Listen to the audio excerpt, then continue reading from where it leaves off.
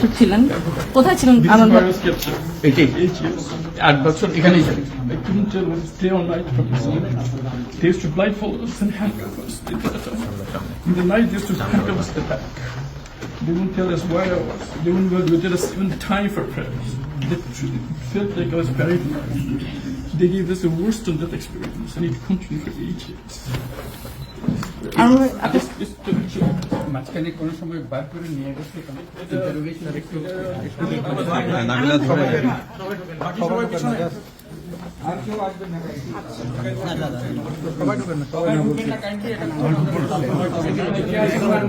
এই 2-3টে ক্যামেরা যান ক্যামেরা যেতে দেন ক্যামেরা যান ক্যামেরা